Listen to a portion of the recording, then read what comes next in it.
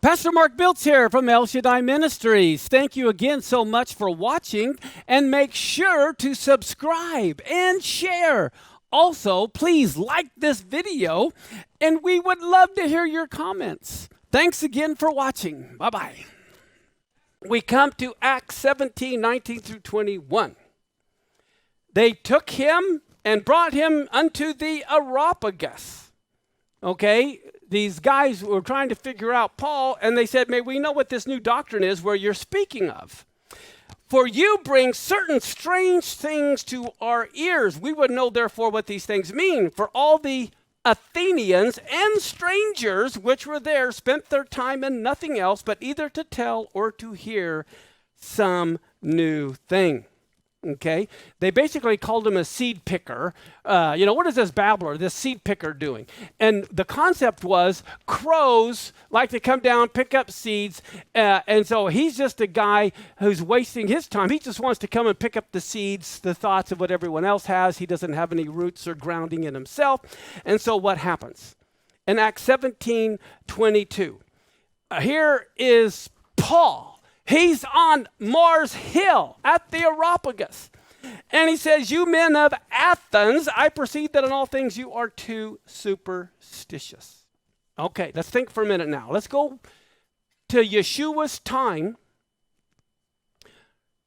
There were two classes of people. You're either Jewish or pagan, right? You either knew the God of Israel or you were a pagan. Let me ask you this. Let's go back to 500 BC. 500 years before Messiah came. Did the Greeks worship the God of Israel? Absolutely not. Okay? They did not worship the God of Israel in 500 BC. Who did the Greeks worship? Zeus. Okay. Here's where you need to fasten your seatbelts. I'll go to drink of water because you're not going to believe this.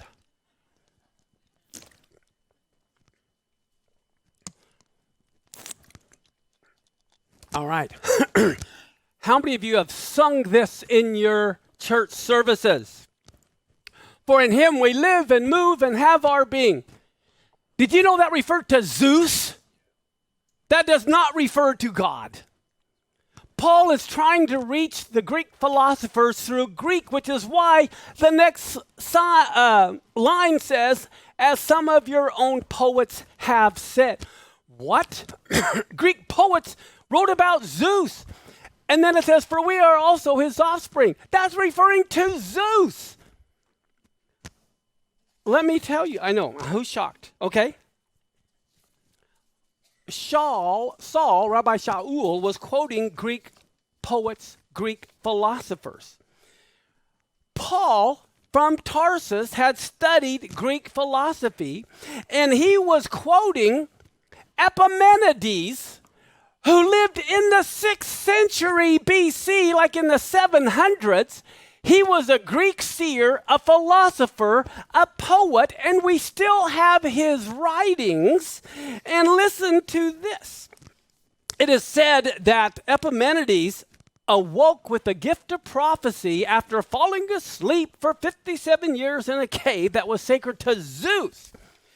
Well, Epimenides was that prophet, poet of your own. Epimenides' poem, well, here we go. This was written in 600 BC about Zeus. They fashioned a tomb for you, O holy and high one. The Cretians are always liars, evil beasts, idle bellies. Did you know that comes from Titus? That's in the book of Titus, that verse. And then it says, you are not dead, concerning Zeus. You live and abide forever, for in you we live and move and have our being. And here Christians are singing that in church, thinking that refers to the God of Israel. It refers to Zeus. Do you know what the lie of the Cretians was? They thought Zeus was mortal. And Epimenides says, no way, he abides forever. So that was the conflict. Now, look at this.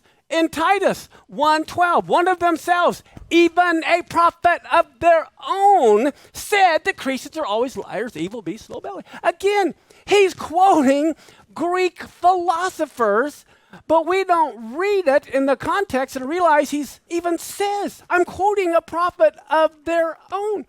Well, in 500 BC, Epimenides was not a believer. Wow. Isn't that amazing? Okay. In Titus, 1:12 is where it says that. Okay. There was another Greek poet, Aratus. He was from Cilicia. What city is in Cilicia? Tarsus. Tarsus of Cilicia. Where does Paul live? In Cilicia. And look at this. In 300 BC, he also writes a book on astronomy. And listen to what is in his book. Let us begin with Zeus, whom we mortals never leave unspoken. For every street, every marketplace is full of Zeus. Even the sea and the harbor are full of this deity. Everywhere, everyone is indebted to Zeus, for we are indeed his offspring. That's the other part that he wrote in Acts. He's quoting another philosopher poet. And most Christians don't realize he's not talking about the God of Israel. He's talking about Zeus. But what was he doing? He was trying to become all things to all people, which he changed his mind and said, that is really stupid. Okay? In other words, I'm going to win the Muslims by saying Allah is God. Allah is not God. You don't win the Muslims by saying Allah is God. Well, you're not going to win the pagans by saying God is Zeus. And so what does Paul do? The next place he goes is to Corinth, and in Corinthians he says, I gave up on this stupid philosophy. I'm just preaching Christ and him crucified. But the Gentiles who were brought up with Socrates and Aristotle and Plato and all that, all they had for a moral base was Greek philosophy. They didn't know the Bible. They didn't know the Torah, so their moral relativity came from the Greek philosophers. And what happens, they don't know Torah, they kick out all the Jews. So early Christianity, their moral base is not based on Torah, it's based on Greek philosophy.